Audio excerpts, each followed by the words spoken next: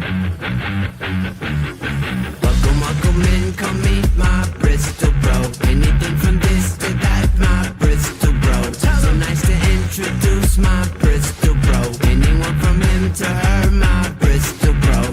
Work with these hands, you see this hard form. Say with your chest, my pen is hardcore. Even at my desk, feel like a star-lord. And it shows how much we give it all for. Now it's time to give them all an encore. Till it's back to the chalkboard. Welcome in, come meet my Bristol bro. Anything from this to that, my Bristol bro. So nice to introduce my Bristol bro. Anyone from him to her, my Bristol bro.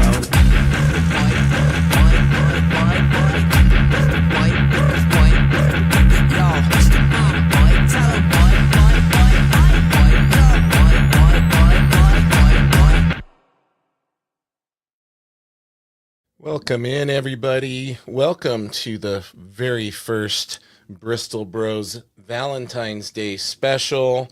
Thank you for joining us. Love is in the air. And speaking of love, my Bristol bro, Sam, is here. What's up, buddy? What more says love than underground comics? Exactly. And I did warn people there might be some mild not safe for work content being shared today. So if you have small children in the room and you don't want to have the birds and bees talk, you might want to avert their eyes at certain points. Sam has assured me he's going to try to keep it as clean as possible so, we don't get in trouble with the YouTubes or anything like that. But fair warning, everyone. And we have a very awesome guest with us today. I want you to do the honors introducing him, and then I'll bring him on the stage. Sounds good. So yeah, we have John Kelly's, or I should say Dummy's John Kelly, if I could even speak the English here. He's creator, owner, publisher, editor, so on and so forth, making zines. And the dude is super knowledgeable about alternative comics, underground comics, and the like. Has very tight connections with a lot of cartoonists in that area. So definitely super excited, and just one of the guests that I'm most excited to talk about, because what we have to show off today is pretty incredible, actually. Awesome. Well, that's a hell of an introduction. I say we bring him onto the stage with us here. Everybody, introducing Mr. John Kelly. Welcome in, John. Hey guys, How thanks you for doing? having me on here. Really looking forward to this. Thanks for being on with us and making the time. We appreciate it on Valentine's Day, no less. I don't know. That means something to. It means more to some people than other people. True. I did some Valentine's Day themed posts on Instagram at around 5 a.m. When I got up. So Yeah.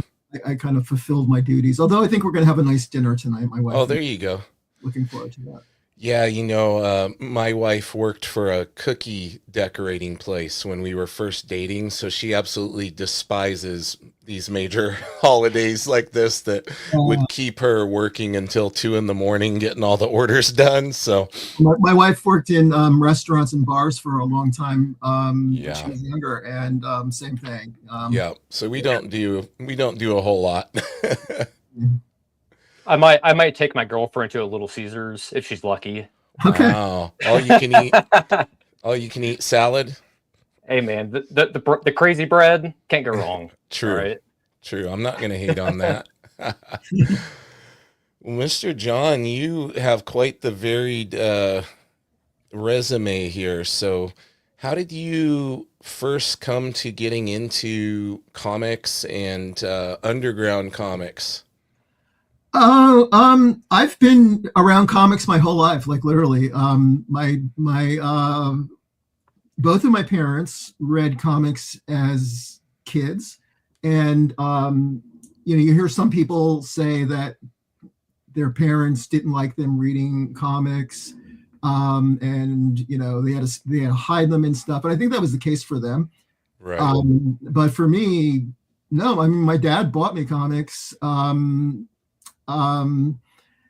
He encouraged them. He would read the ones that I would pick up, and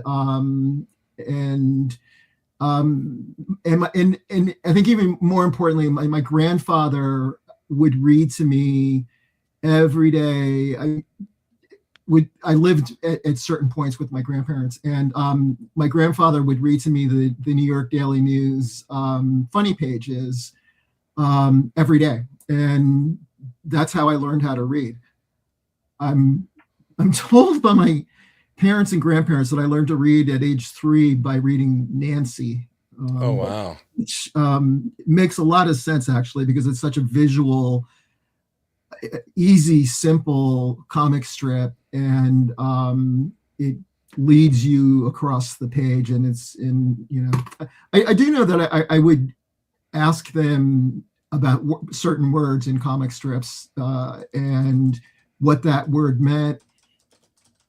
But I'd also use the art in the strip to figure it out for myself. If I didn't know what a word was, I would be staring at the panel, and sometimes I figured it out wrong, I'm sure. But anyway, I read from a very early age comics, and not just comics, lots and lots of other things, and so they've always been around me, and I've always loved all types of comics, and would go to flea markets and garage sales, and I didn't really have any money growing up, but I would have a few dollars, and I would buy as many comic books, used comic books as I could, and it didn't really matter to me what they were, just as long as they were comics. So I read, war comics, romance comics, funny animal comics, superheroes, crime comics, whatever it is. I just, from a very early age, I read all of them.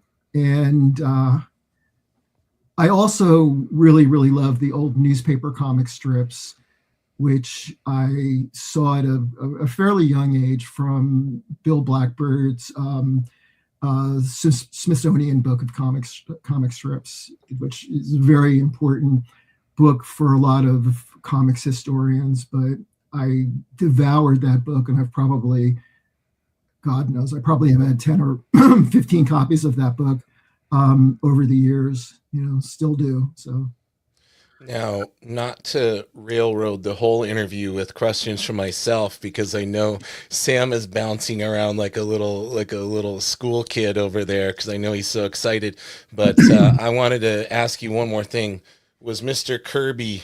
I got my Kirby thing shirt on. Was he part of your childhood? Did you enjoy Kirby comics? Yeah, and I still love Kirby's art. I think the thing with Kirby for me was he was maybe the first, probably, I would have encountered him mostly at a young age in the comic, the superhero comics, right? I know he did lots of other things. He did like the first romance comics, among other things, but his art was so singular that he might have been the first cartoonist in the comic book form whose art I could spot, like, every single spot, because it was strange. I mean, it was to me it was bizarre. It was sort of off model, like, in a sense, and I loved it because of that. The way that he drew hands and his mouths and eyes and really weird physical poses and stuff like that. I would look at that and I would just be mystified at times at what was going on in the art. And so I really liked it a lot. I had a harder time reading some of his later stuff because it was I don't know, it was harder for me to understand what the hell he was talking about with that, the mystical stuff that he was doing, like, in the 70s and stuff. But I love those Jimmy Olsen comics that he did too, and the Superman ones where he didn't draw the faces, but Yeah. everything else, they were just He great. did draw them, but they made sure to go in there and They didn't print his face. yeah. Yeah. Yeah. Well, that's cool, man. Yeah, you're not the first person to say that that was kind of the first artist where you could pick out his style when you saw something like, oh, that's Kirby, because it was so unique. Yeah, a lot of the newspaper comic strip artists, right, they're very recognizable because they had their own singular form and everything. Superheroes are all superheroes, right? And they tended to blend for me, but some of them were more recognizable than others, and Kirby certainly was the most recognizable for me at a really early age. I still like his work. Awesome. It's it's crazy looking stuff. It is. On Tuesday, we just had our mutual friend Dan Schlissel from Stand Up Records on, and he had kind of brought up a good point to me that I never really thought about, that his gateway to underground comic was Mad. Did you have a lot of experience reading Mad as a kid? Sure, yeah, I read Mad an awful lot as a kid. I would not say that it was my gateway to underground comics, though. Although as somebody who writes about comics history, it certainly was the gateway for the artists who went on to make the underground comics. My gateway to undergrounds was, I mean, I've told this story before, but I had a friend who had an older brother who lived near me, and my friend lived near me, and the older brother did. So the older brother had a stash of undergrounds hidden in his room that I knew about, and we weren't supposed to go in his room.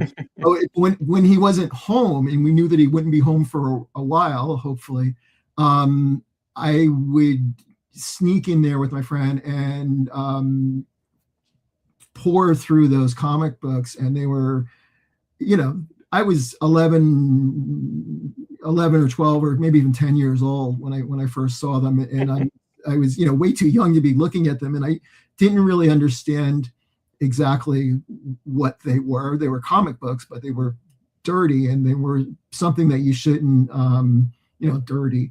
They were, and not all of them were, right? But they seemed like they were bad and something that you shouldn't be looking at, and so that made them more interesting in a way. But I was, they would make my head spin. So that was really my my gateway to the undergrounds, and that all happened really at a time when my tastes in comics were sort of changing too. I when I was very young, I really loved superhero comics, but I grew out of that at probably around 11, and seeing the undergrounds and some other things made me still be very, very interested in comics, but they were different, and they were very different than the superhero comics.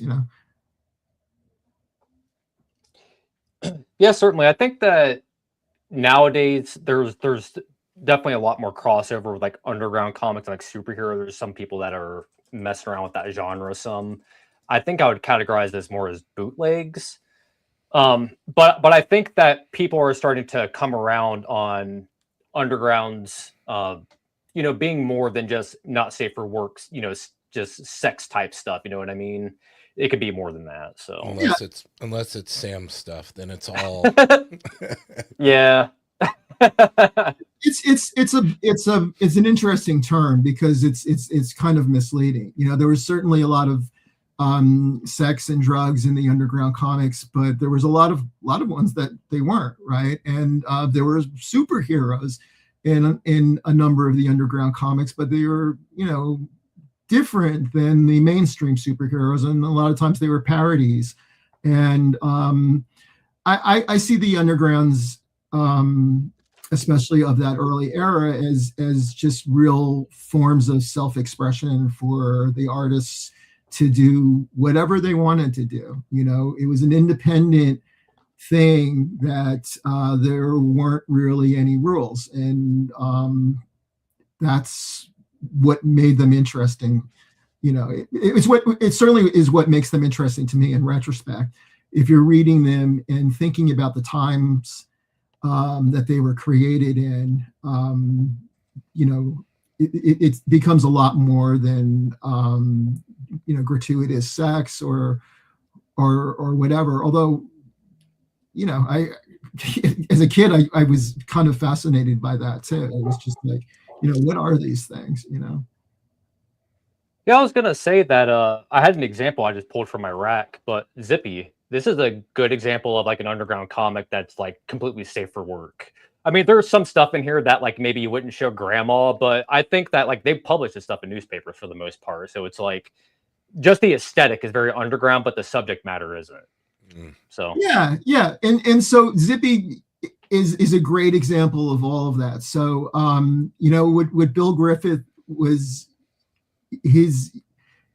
Bill had not planned to become a comic book artist. He wanted to be a fine artist, and he was very interested in the surrealists and the Dada artists. And I see Zippy as being his platform for that interest and continuing that interest, right? And I certainly am interested in all sorts of art beyond comics. I'm very, very interested in a million different types of art, and I love Zippy, and I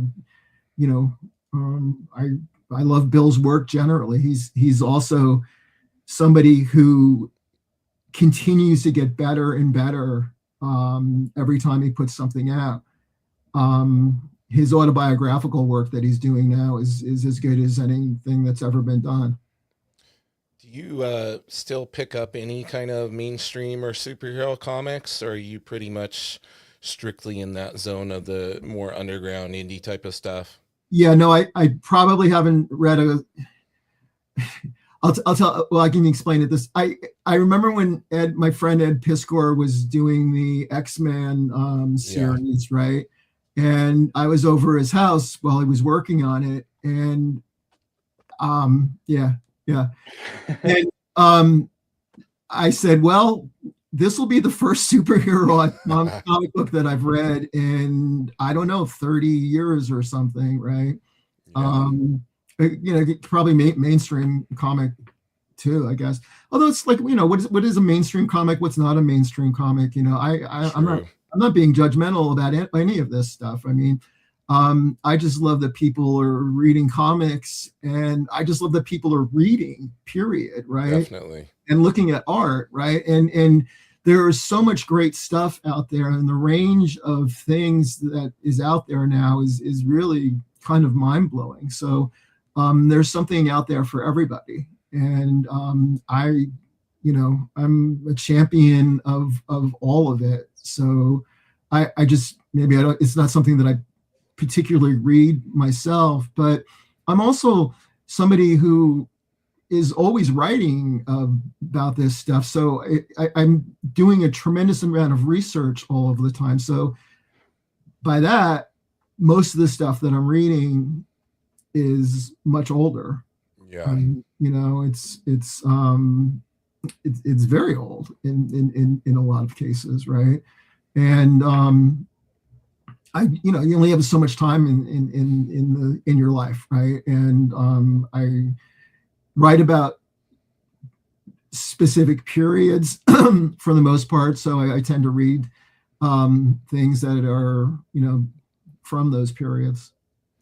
Yeah, that makes sense. It's interesting, you mentioned that comics help you learn how to read. That was the same case for my dad too. My dad was the oldest of 8 and kind of got pushed into that role of raising the younger brothers and sisters, and kind of got left by the wayside when it came to some things like reading, and he taught himself how to read through comic books. So I think that's really something cool, because you mentioned that, like, you just care that people are reading them. And I think that's something that can be real special. Yeah. I don't want to. I'm not. I'll put it this way. I've written regularly for the Comics Journal for like more than 35 years. I've really never written a review of anything, because I don't like writing them, and I also feel like it's for me, it seems like I'm not going to tell anybody what's good or what's not good, or what they should be reading or not reading. I don't see that as my role. I write about the stuff that I find interesting myself. I've no idea, or don't really care if other people, like it or not. Everybody should make up have their own opinion about what they like, what they enjoy, what they want to consume. So it's Yeah, I agree. big open world, It is, yeah. Something out there for everybody, for sure. Yeah. You want to look at some comics? We can I can flip the camera down here. Yeah, I love looking at Yeah, comics, sure. man. If you have questions about anything that was in Dummy or whatever else, Yeah. surprise me. We're going Awesome. to. I'm gonna ask some questions, don't worry. Yeah, Let's do it. You getting everything switched over, Sam? Yeah, You yeah. want me to throw you backstage? Yeah. All right, bud. There we go. It's just you and me, John. Now we can talk about Sam behind his back. Oh, wait, he can still hear us. Let's not do that. Oh, my goodness. He's getting his other camera set up here, Okay. and we're going to go over some stuff. What was it specifically that kind of drew you to comic strips and things like that? Was it just you wanted to consume any kind of comics when you were younger? I guess there were particular comic strips that the art I thought was so odd and strange. I didn't understand it, so I became, anything that I don't really understand. Yeah. Automatically becomes interesting to me. Gotcha. And there were particular, the way that some particular comic strips were drawn, like Nancy's face, say, it doesn't make any sense. Like, Right. what is going on there, right? And so I would just stare at that, or even Dondi and little Orphan Annie's eyes, right? Like Right. all of that was just so bizarre and weird, and it just fascinated me. Curiosity got the better of you. Yeah, and I also, the thing about the comic strips, the old comic strips that were done in the 1920s or even earlier, they just had such a beautiful style to them, that I was very much drawn to them. I guess one other thing is that as a little kid, my dad was a carpenter, and he had a job where he was working at our local library, and he would bring me there with him on Sundays, and I would have this big library to roam around in by myself while my dad was working in some other part of it. And there were 2 books in that library that had anything to do with comics. So this is probably like 1969. And at that time, there weren't very many books about comics, right? Yeah. The library had 2 books. It had a book about Crazy Cat, and it had a book about Little Nemo. And so I spent many weekends, hours, just going over those pages and staring at Harriman's Crazy Cat strips and McKay's Little Nemo strips, and became very obsessed with those. And those were really my first exposed examples of the early comics, comic strip work. And you really can't pick 2 things to better things to fall in love with at an early age. And Oh yeah. they remain. Crazy Cat is. I love McKay, but Harriman's work is among my very favorite things. That's awesome. Looks like Sam is ready to join us again. Boom. And we're going to give Sam the full stage here so we can talk about this. Okay. Here you go, Sam. All right. So, I mean, this is obviously Dummy number 1, the Pee-wee's Playhouse special. So, yeah, I honestly didn't know about Gary Panter until a couple of years ago. And I was always a really big fan of just the art in general, but I had no idea it was Gary Panter art. Right. So having access to something like this is honestly pretty incredible, because I think that unfortunately Gary Panter is one of those dudes that kind of falls off a lot of people's radars, especially mainstream comics. But I think that once people kind of see like, oh, this was his art, they gain a bigger appreciation for it.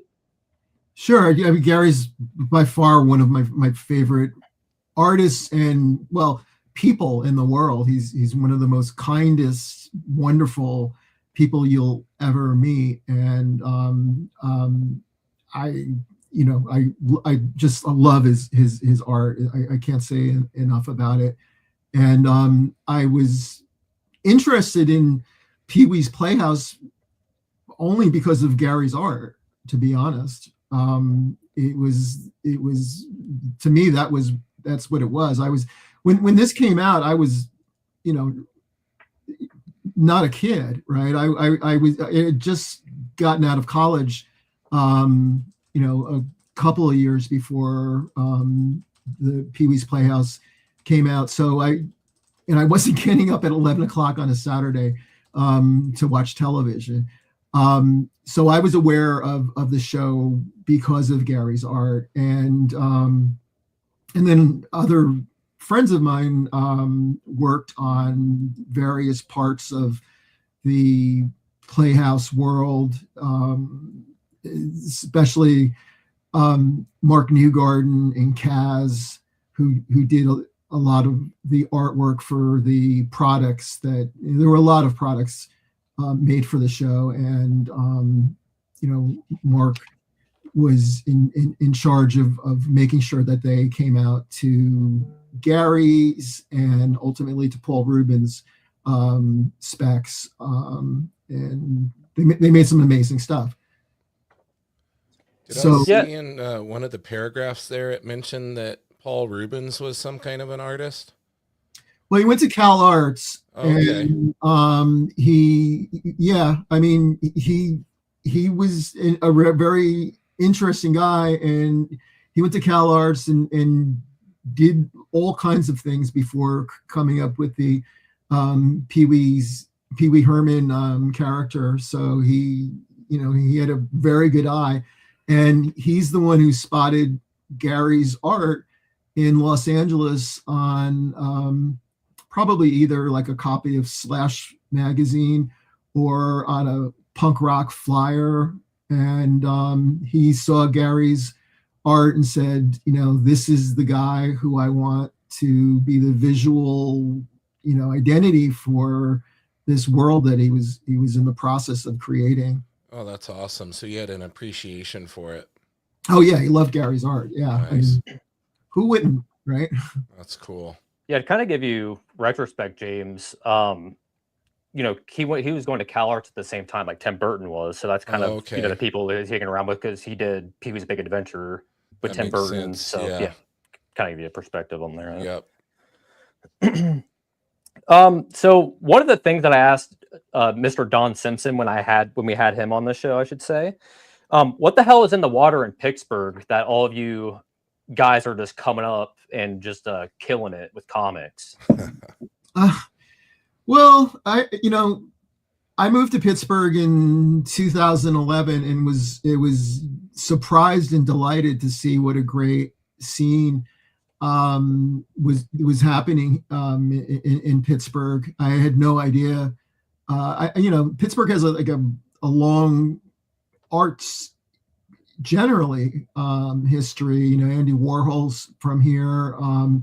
the Carnegie Museum and is very important and supportive. And there's some great comic shops in Pittsburgh, and there's a bunch of really great artists. And so I was surprised and delighted. And when I moved to Pittsburgh, there was even a thing called the Toonseum, which was a small museum of cartoon and comics art located in the downtown area. And I a few years after moving to Pittsburgh, I became the executive director of that and ran it for a few years. So it's a very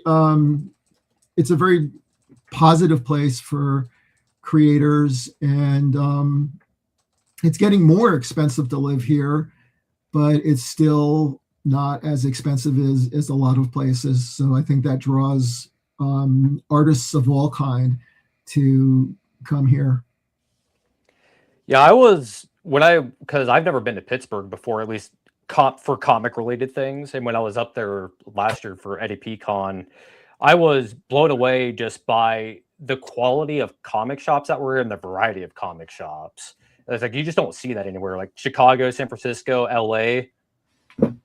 But in Pittsburgh, it's there. It's kind of surprising. You wouldn't think that Pittsburgh would be the place, but it is. There's a real variety of stuff. And I go to all of them, and it's hard to know. The only two places I've ever really lived are New York City and Pittsburgh. So New York certainly has a million great comic shops too. So maybe I'm just spoiled. Sure. So I guess one of my questions is, how long did it take you to kind of like put this entire package together? And then how much, and then once you started to produce this book, when did it become a bigger project? I would assume that once you started to work on this, more and more of this stuff started to unearth, so you were able to add on to it. Oh, no, just the opposite. So what happened was, Paul Reubens died, right? Mm-hmm. So I've been writing for the Comics Journal since 1990, I think. And when Paul Reubens died, I wanted to tell a story that I knew, but I don't think really anybody else, very few other people who didn't work on the show or the products knew, which was, really how the art direction and everything under, mostly Gary's control, with the okay of Paul Reubens, like how it all came together. And so I started talking to the people who worked on the show, Gary Panter, Wayne White, Rick Heitzman, were the people I talked to the most about that. And then the people who worked on the products, like Mark Newgarden and Kaz and some other people, and started asking them a lot of questions. And they were all people, for the most part that I knew, and in some cases were, very good friends with. So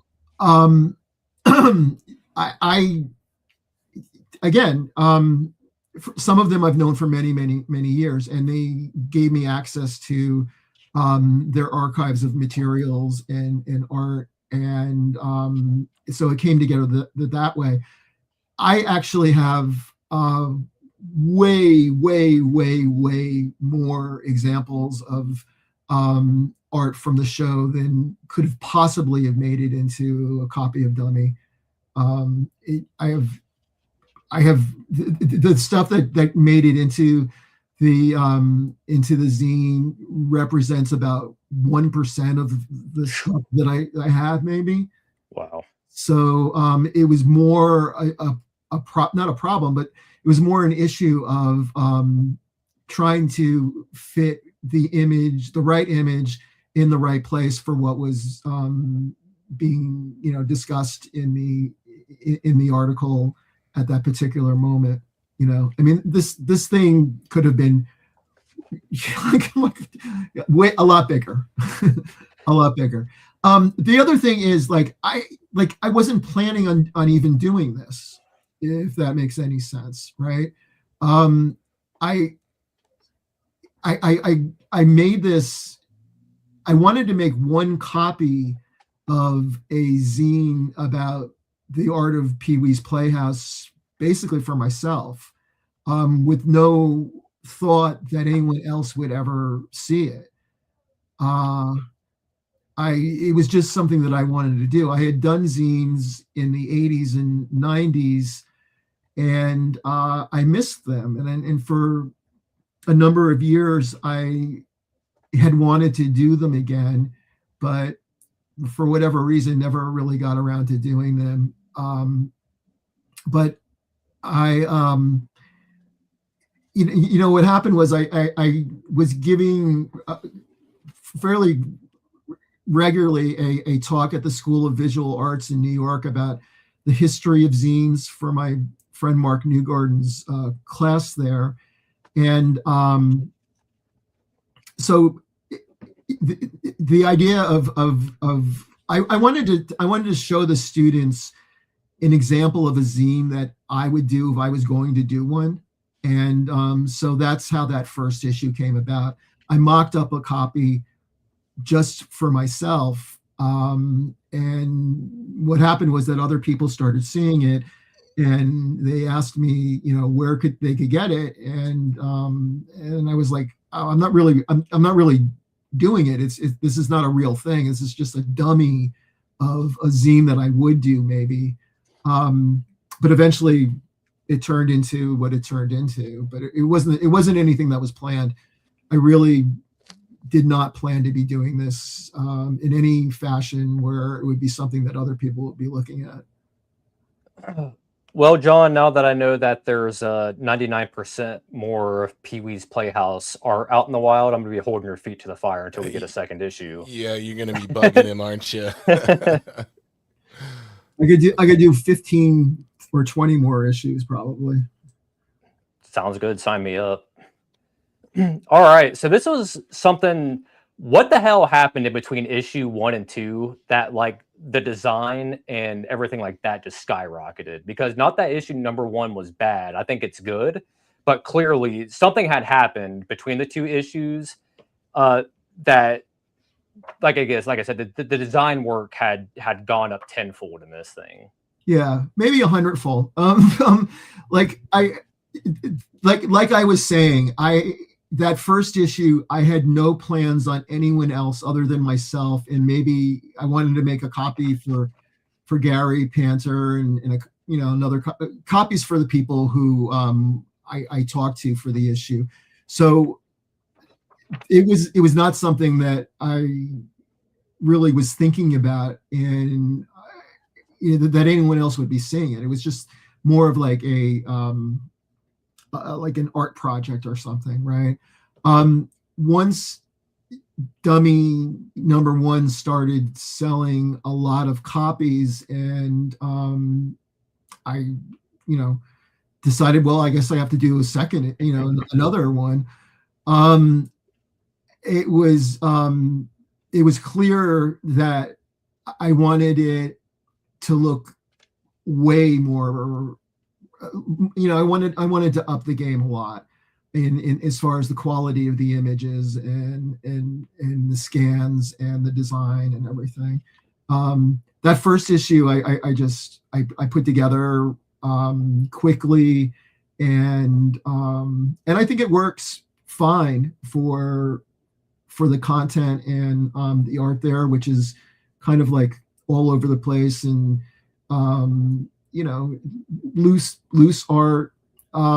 For this issue, I worked very closely with my friend Mark Newgarden on making sure that every image looked exactly as it exists in the real world, right? So that meant the highest possible scans, and having a design that makes it look like a real magazine, like a serious publication. And it's because I think it's, the art should be taken seriously, and I wanted to show it in the best way that I could.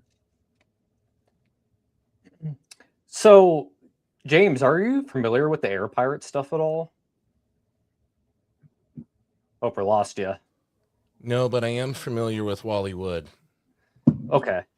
Well, I think it's a lot of ground to trudge on. Obviously, it's a pretty long subject, but in layman's terms, John, can you kind of explain to the audience and to Sure. James like what it is? Yeah, so the Air Pirates were a group of extremely talented and extremely young artists who, in 1971,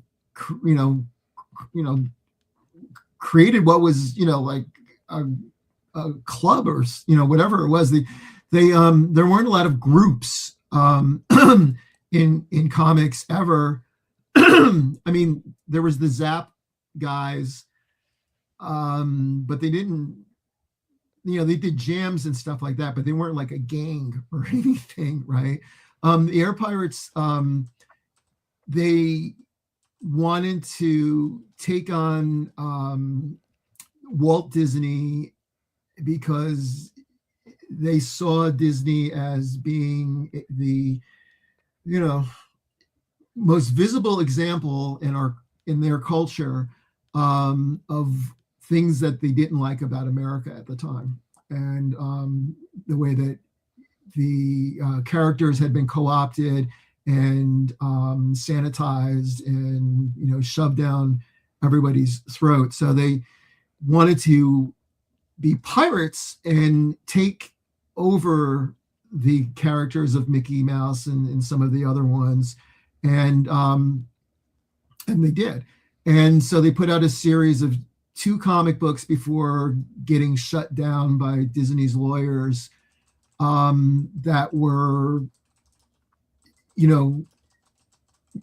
got them into a lot of trouble. And they were so skillfully drawn that they looked like actual Walt Disney comic books. So they weren't exactly doing even parody, right? They were taking what appeared to be the Disney characters and just putting them into sort of atypical Disney scenes, right? But especially the artwork for the covers of Air Pirates 1 and 2, to me as a little kid, when I first saw them at age 11, I guess, I thought they were actual Disney, Mickey Mouse comics. Oh, wow. And so as a result, I wasn't really that interested in them at first, because I just thought they were Mickey Mouse comic books, right? And then I eventually opened them up and looked at them, and I said, oh, this isn't what I thought it was, and I don't know what the hell this is. But I mean, look at the thing that you're showing right now are their model sheets that the Air Pirates used to make sure that their characters, when they drew the Disney characters, were exact, that they looked exactly the way that the Disney characters did if Disney artists were doing them themselves.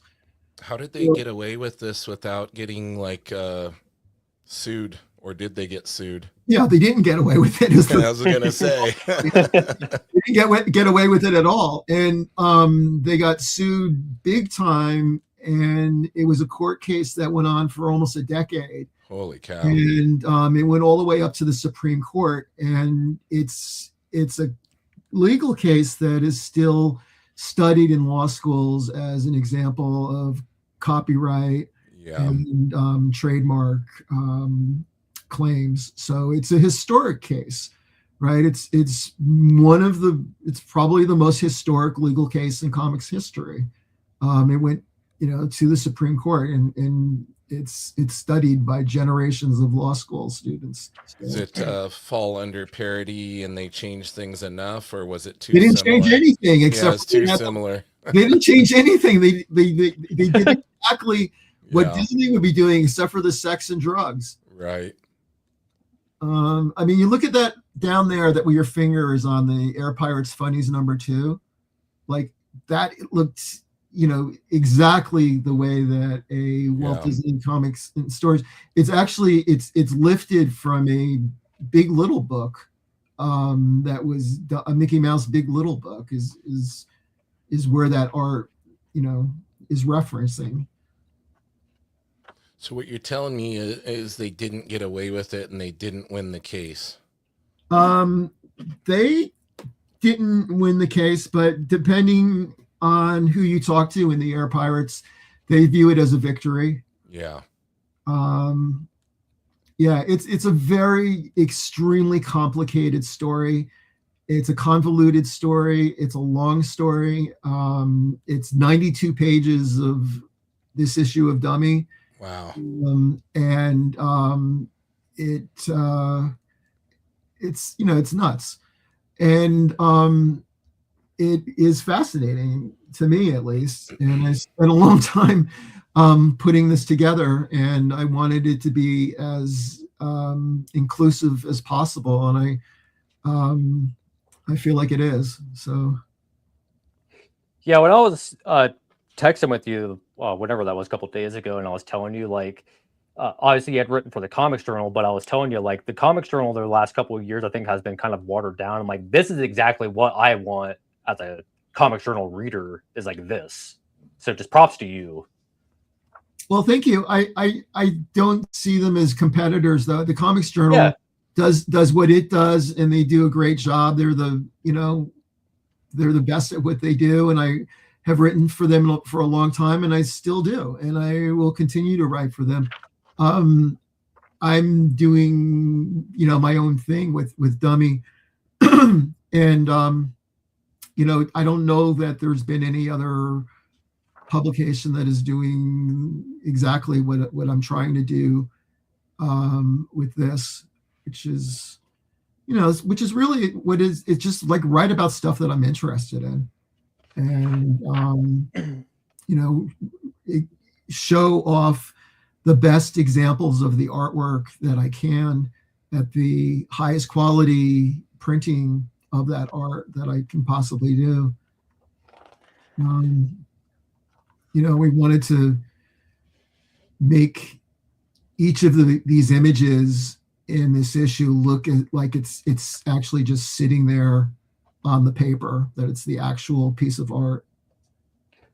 All right, so I'm going to circle back around to the question that I asked you about the first issue, because you weren't expecting to make that first issue, but you knew we were going to be making this one. So how long did this take you to put together? A long time. I'm here. Hold on one second. Yeah. The heater kicked back on, and I don't know if you could hear it or not, but this took more than a year to put together. I think the first issue I probably spent about, a day. It took me a while to write it, but laying it out and stuff was pretty quick, because again, I wasn't even thinking that anyone was ever going to see it. With the second issue, I knew a lot of people would be looking at it, so I wanted to be as good as possible. So you're looking at some variants in secret agent cards there. Yeah. It's two different scans is what it is. It's scans of two different actual cards. Yeah, folks, if this stuff was limited, so if John still has some of this stuff, if you order the books from him, you get some of these extras. Yeah. Keep that in mind. Yeah, you won't get, if you order, you're not going to get everything probably that you're looking at right now, but you'll get some stuff. Sam was on it early, wasn't he? He got in on all the goodies. Look at this. This is good stuff, man. Like, I just love the dummy design. It's just really clean. Yeah. That took me 30 seconds to do. That's why it works, man. Sometimes that's the best. So what happened was I had that dummy of that first issue of the Art of Pee-wee's Playhouse thing, and I was about to send it to the printer to print up like 100 copies of it, and I was ready to send it, and then my friend Mark Newgarden said, you can't print it until you give it a name. You got to call it something. I don't care if you call it John Kelly's Zine, but this thing has to have a name. And I was like, well, I've just been calling it my dummy of my zine, right? And he goes, Dummy's the perfect title. Yeah. Right? And I was like, oh, well, what should I do for the logo? He goes, just do, Futura, bold, and so I did it very quickly, and it seemed like, especially on that first issue, kind of like the Life magazine flag or something. And I thought it was as simple as it possibly could be, and it seems to work. That's sometimes those simple designs like that, just a nice clean design. Yeah, exactly. And it's just such an absurd name for anything. You're calling your magazine Dummy. Yeah. It's so stupid. That I wanted the logo just to be very, very simple, and it is. Definitely. It's simple, but bold and gets directly to the point, which I think is what it's all about. Yeah, but also dummy. See, dummy means a couple of different things, right? Like, dummy. A dummy in the world of printing is like a prototype publication, right? So it's like the thing that you would be making and that you would be looking at, or proofreading and stuff before it would actually go to print, right? And since this thing was never expected, and at least in my mind, I was never expecting it to actually go to print. That's why the title really works for me, because that first issue was just the dummy of something that I would be doing if I was actually going to do a zine. I would clean it up and make it a little sharper or something, which is, I guess, what I did with the second issue. But I'm happy with the first issue too, though, also. Yeah, second issue, definitely, like Sam said, it looked like a pretty big jump. You could tell you put a lot more time into that one, but the first one still holds up well. People keep buying it. The proof's in that, yeah. Like, I honestly, I highly encourage people to go over there and pick up the zines, even if it's just like one or two of the issues. I was super impressed. Like, I obviously, like I said, I read the comics journal. I pretty much pick up all Fantagraphics books, so on and so forth, like all that kind of stuff. And it's probably the most impressive publication I've seen in a while, just in terms of the design, the build of the book, the material in it, so on and so forth. Like it fucking blew my mind, for the lack of a better term. Thank you. I wanted it to be, especially for that second issue, I wanted it to be like something that, again, people ask me who my audience is, right? And my answer always is, it's me, right? It's something that I would want to see. And I wanted that second issue to be something that if I were to have walked into a record store or comic book shop or something, and I saw it, I would have been blown away and was like, I have to get this, right? So that's why one of the reasons it took a long time just fine tuning it until me and Mark and a few other people were fine with the way that it was. There was a lot of tiny little changes that made it better as we got closer and closer to actually pulling the trigger on it. So, but I appreciate your comments on that. Sure. Yeah, so we're gonna start wrapping it up here, and I know that you're working on a third issue. Did you have anything that you wanted to like announce for it, or have any news for the third issue? Yeah, so the third issue it's a bunch of kind of pieces about things that I like, mysteries, right? Things that or things that I find mysterious, like why they exist, or actual mysteries. There's some pieces in there about some comic book artists that nobody really knows anything about at all, and they will know a lot more about them once the issue is out. And then there's also some mysteries involving some cartoonists that people are very familiar, or some people are very familiar with, like Dan Clowes and Charles Burns and Gary Panther again, and Jim Woodring and Mark Beyer. All of those guys will be in issue number 3, plus some other bizarre things. So it'll be chock full of mystery. Awesome. How long have you been working on that one now? Since the second one was finished finally. Yeah. So it's been, I don't know, 6 months or something, maybe more.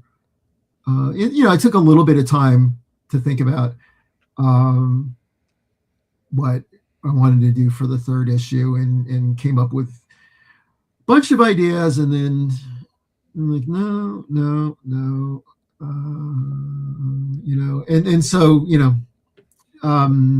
but I working on that third issue every day, and finding out more information all the time.